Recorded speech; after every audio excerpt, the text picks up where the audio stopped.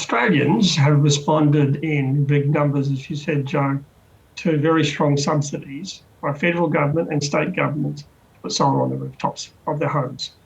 Unusually in the world, this has been the case because in many other countries, most of the support was for commercial buildings and commercial solar panels. And so it's because of that reason that we've seen Australia achieve this remarkable outcome in terms of rooftop solar.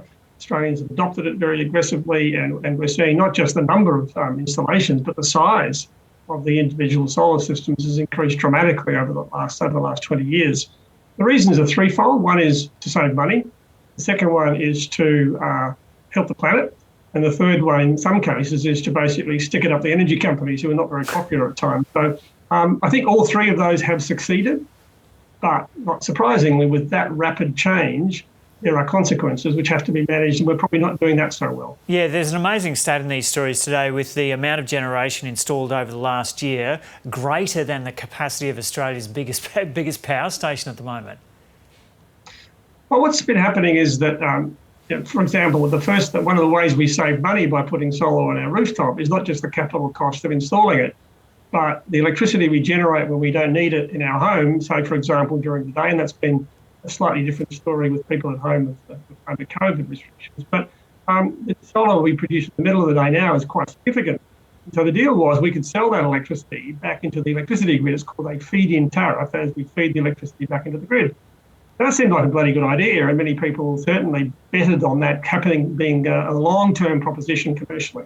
What's actually happened is that there's been so much of this, that putting all that electricity into the grid in the middle of the day, it has two problems. One is that we just don't need it. Its value is much less than these companies, than the individuals are being paid by the energy companies.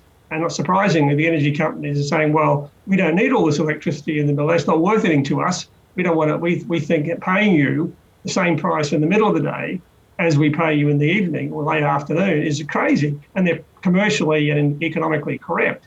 That was the deal that many consumers signed up to, and they obviously don't like that being changed.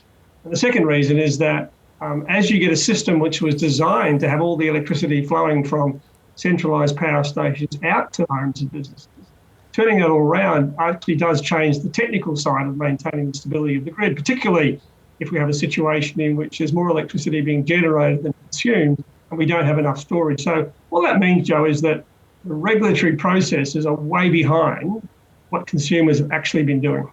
So could this have been foreseen? This was an initiative which resulted in huge uptake in Australia, as we've discussed, the best in the world. Could politicians and regulators have foreseen this and worked in a structure which would have avoided some of these problems? Well, I think if you'd asked me that question 2 or 3 years ago, I would have said that would have been difficult because that's when things were really taking off quickly and people were really struggling.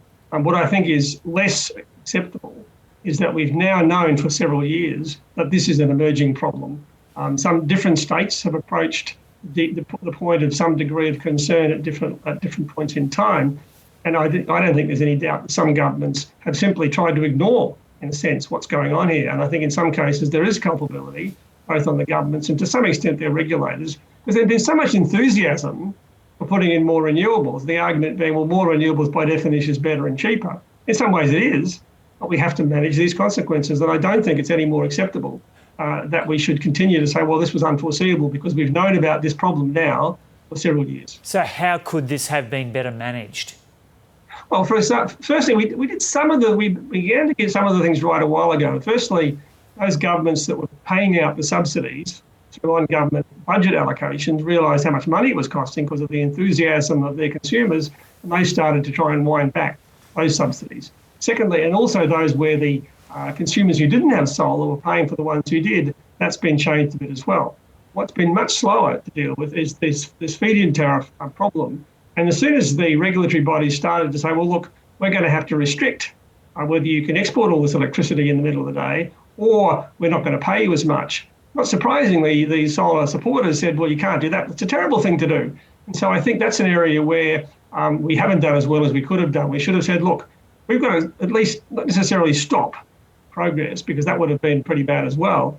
But we sort of said, look, we're going to start to pull all this back. We're going to start to do some things that are going to put different regulatory structures in place so that from now on, there will be restrictions on new installations, which will make them less attractive financially, but will make sure that the system overall maintains the stability and can support, well, inevitably, under whatever we do, it's still going to grow. It may slow down a bit, but if we slow down a bit and then get it right, that will be a much better outcome. And I think that's where we're starting to see that happening, Joe, but it's nowhere near fast enough. And I think even the regulatory bodies themselves are concerned that they're not yet on top of managing this problem. So what's the danger with the system as it exists now, and what's the outlook for managing this in years to come? Well, I guess there's two. One is effectively a political problem. Our politicians who've been so enthusiastic about renewables are having to sort of say, well, look, we've got to slow down a bit and get this all under control. Consumers who signed up to solar in the promise they were going to save a lot of money or even make some money may say, well, wait a second, that wasn't what we were told we were going to get. In some cases, I think consumers have been given some input from when they bought their solar systems, which are probably in excess of expectations. So that's one thing I think. There's a political challenge or a policy challenge where governments have to be very clear what we're doing and why, and explaining what the problem here is. So this isn't blaming people for putting renewable on their roof. This is actually making sure it's clear that we have to deal with this. The second issue is that we do have to get on top of the grid stability problems, and that's where there's a lot of pressure, I think, on the companies who run the distribution networks to be very clear on what they can and can't do, because we don't want to see companies who basically say, well, this is an easy way out, we'll just slow all this down and make the problem go away. Well, that's not going to happen either.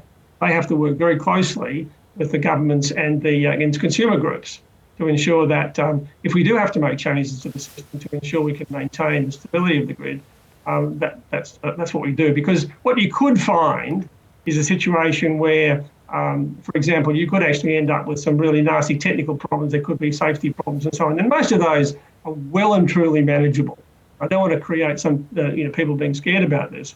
But if we don't get on top of it, then we could see voltage being unstable or current being unstable and the grid being unstable, and that's not going to be good for anybody. Now, I think we can get on top of it, and I think most of the companies are trying to do so, but there's some ways to go yet.